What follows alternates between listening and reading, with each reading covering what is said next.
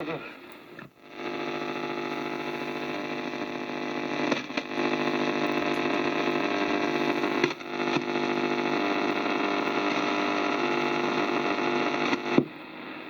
Peter. VK4COZ, VK4AR. Yeah, your signal was up and down a bit, but when it was up, it was really booming through there. Hope you're copying me okay. And wonder how things are.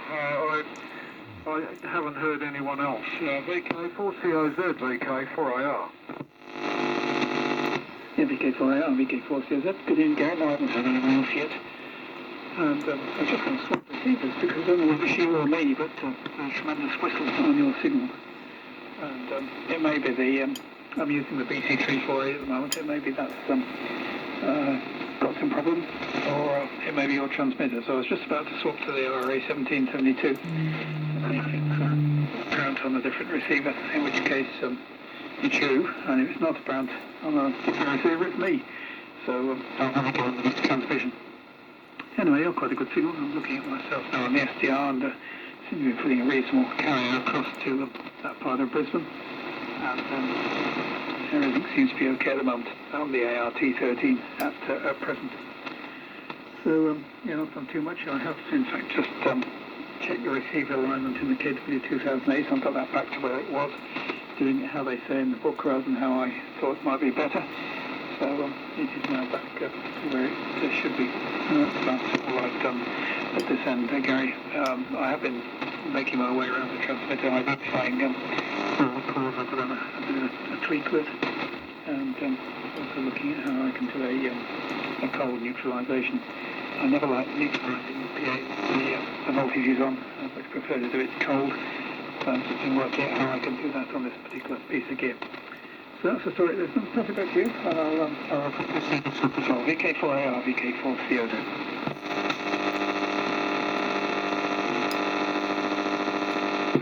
Yeah, VK4COZ, VK4AR.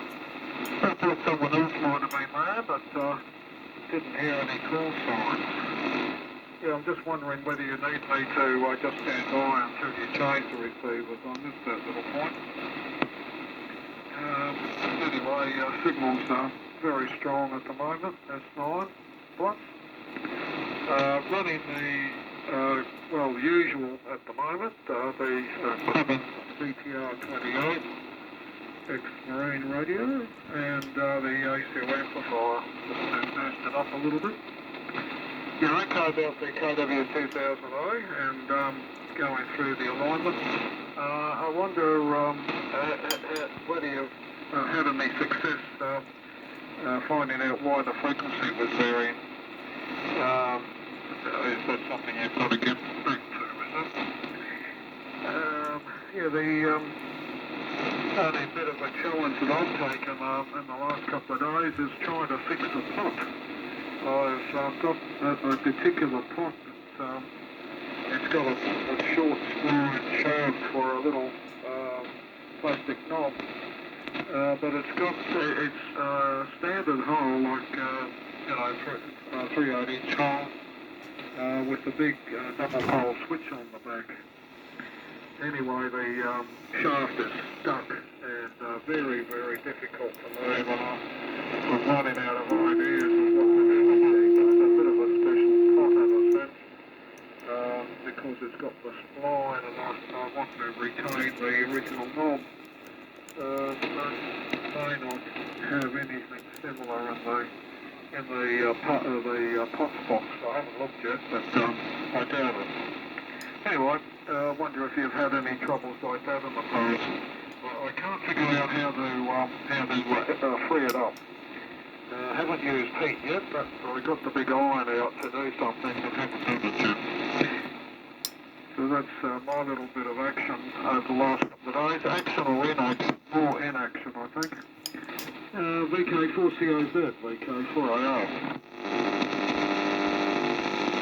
You're fine, Gary. VK4AR, VK4COZ. Yeah, it's my end. The problem. You're fine on the radial receivers, no whistles attached, but on the VK348, it's like there's a hatchet line with you all the time. and my VFO's on, but it isn't, so I don't quite know what's going on there. I'll have a look at that at some stage. But we'll go quickly swap our receivers and sort that one out. Yeah, again, you pop there with the switch on it. No, I've not experienced that. That's a pain, aren't they? They're an unreliable component, all the older ones are anyway. And if they've got a switch attached, it's even worse. So, yeah, I don't like them. I've got one or two with switches on, so if you get caught short, just ask me and what you might need, I'll have a look through my box, but I've not got too many. The biggest problem I find is some of these vintage ones, like in the R1155s, and then the same in the VC4AR, the dual gain ones. We used to put the ASR gain control on one in one put, and I find the R1155 ones tend to be a bit unreliable, and they're like NCs these days, you just cannot find them. I think it's 50k now, 500k and 50k or something like that you need, and I've managed to put the small ones and put them in the old, bigger units, but never been terribly satisfactory. So I just don't like them. They always end up being unreliable. And I remember seeing years ago something went around there, the alarm in VK4AR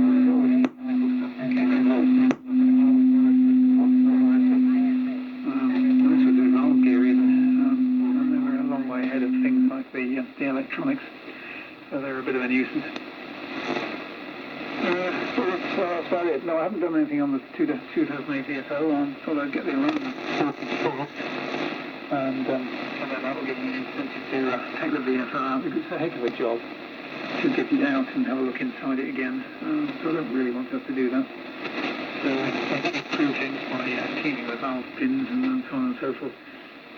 But it still does tend to jump around a bit, so it's time to get inside and have a look. But I'll finish off this alignment first. Anyway, I've got all the things I've got to do, and all the cores are reasonably free, and so I'll just get a tweak up. And the thing I really wanted to do is make sure I could align or do the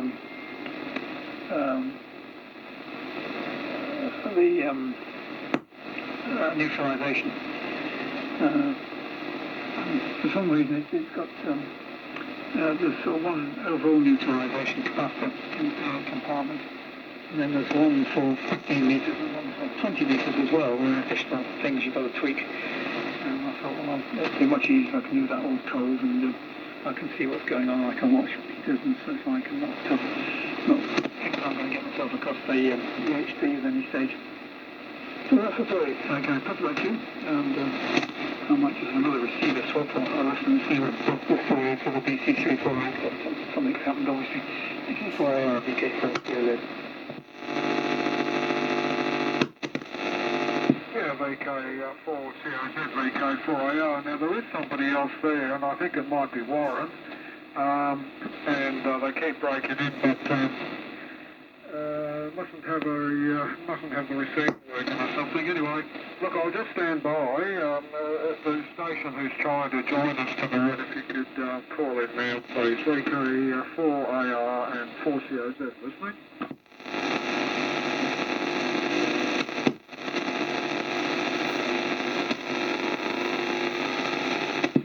Okay, well, no one came back, so it's a mystery. Yeah, okay, Peter. Yeah, I didn't mention on the cold neutralization. Yeah, I agree with you. I'm very wary about that, but and more often than not, I go through and do a cold one. I try to think of some method that will work on them. But the problem is with a lot of that equipment is the antenna relay. You need to get your pro or whatever it is on the output of the pi coupler or so, and do it that way. But yes, anyway, take care. Make sure there's no HT on across the bad out RF choke at the coax connector. I had a unpleasant surprise one time when I was working on a Yaesu amplifier, an FL2100 actually, and I didn't power it up. The RF choke across the aerial connector was open circuit. I mean, that was bad in itself because it wouldn't have protected me. And it must have made a few sparks in the antennas too, I'd say, whoever was working on it, or using it, or whatever they were doing. But anyway, someone had really worked on the configuration and the thing, and it was, I still can't figure out what they were trying to do, but they managed to put through the 2,500 volts through to the antenna connector. They did a good job of doing that, and it was too much for the RF choke, of course.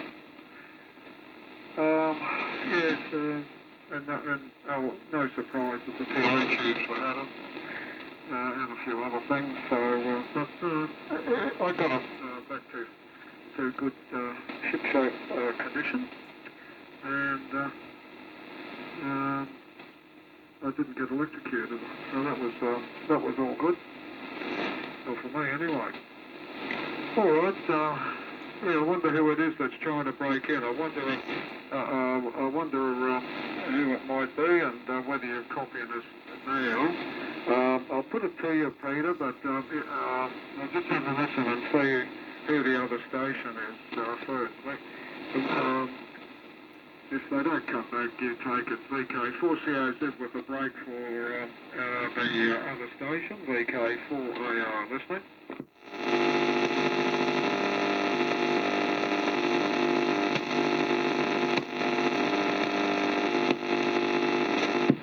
Nothing.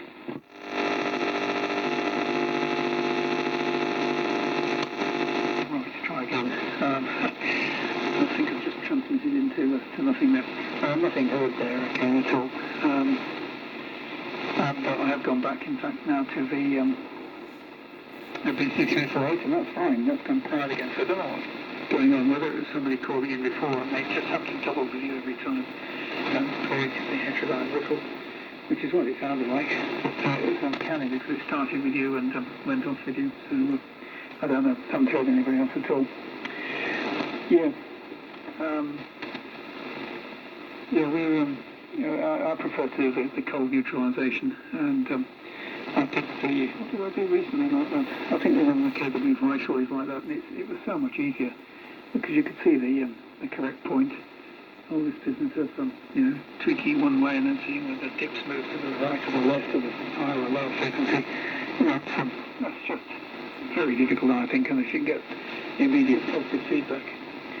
So much the better. So I just usually inject a signal in the antenna socket, and try and pick it up on the grid of the PA, and just tweak for minimum signal feed through, and that seems to do the trick quite nicely.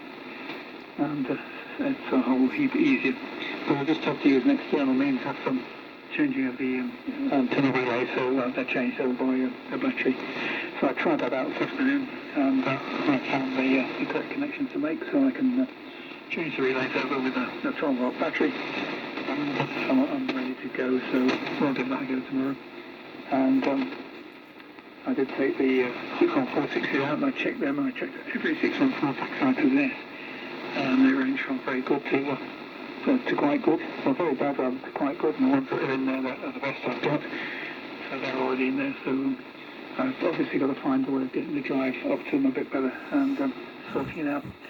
So I will make my way through that, and eventually get it sorted, and then once I've done that, I'll think about taking the VFO out and replacing components internally, because it's a heck of a job to get it out, and you've got to disconnect the drive, and all the usual fuss and bother. So if I can avoid doing it, I'll do so.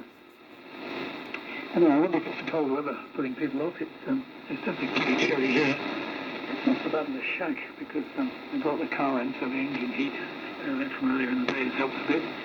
And I've noticed it's those kind of gearing quite a bit, so that's generated some heat. But the rest of the house is really cold.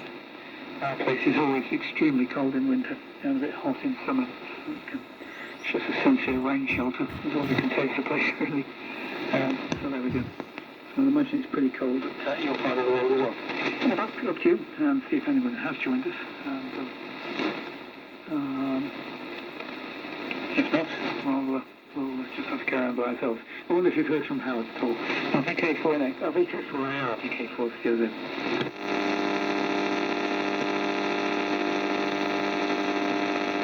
Yeah, VK4COZ, VK4AR. I had a listen for someone else. Yeah, that heterodyne, that whistle you heard, I think that was it. My frequency's a little bit high, so if there is someone who's closer to frequency or even lower, then of course you'll get a bit of a beat. So that would probably explain it, Peter. Nothing wrong with your radio at all. It's doing quite a good job.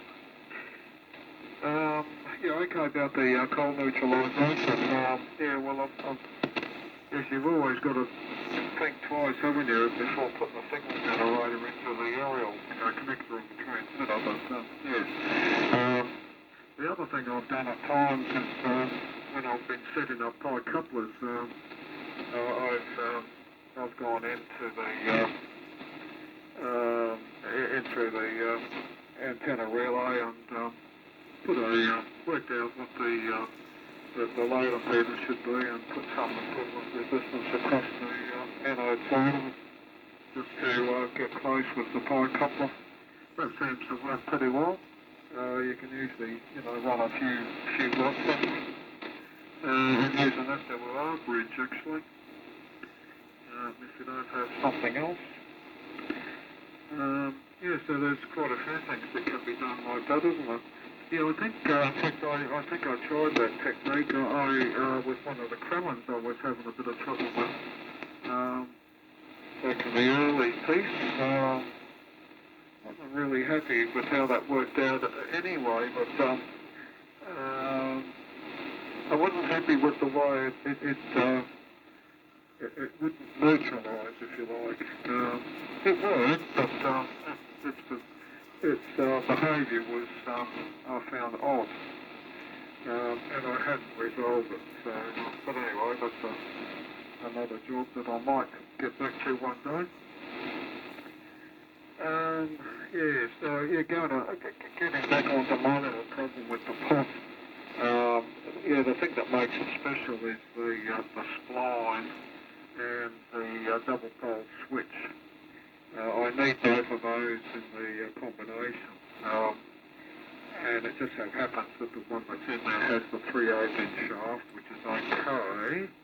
If it was a smaller one, a lot of the smaller type pots with the spline, the typical ones that you find in some of the solid state equipment, they more commonly only have a single pole switch. They don't have a double. So that might be why they, when this thing was made, they used a bit of a hybrid. It's the bigger pot with the big switch on the back. Looks like I pulled the front part out, got that out, and I'm looking at the carbon track, and it's well made actually. The little conductor fingers that slide around, they actually have three little fingers, so it's not just one. So I think it was designed to be there for quite a while, but unfortunately something's growing inside the aluminium. Well, I don't know what you call it. The shaft goes in an aluminium ferrule with the thread on the outside, so not quite sure what you'd call it, but not so much a flange, but anyway, it's a shaft inside a tube, and the tube is threaded, and the nut goes on that, and that holds it on, but the shaft doesn't have a circlip on the outside.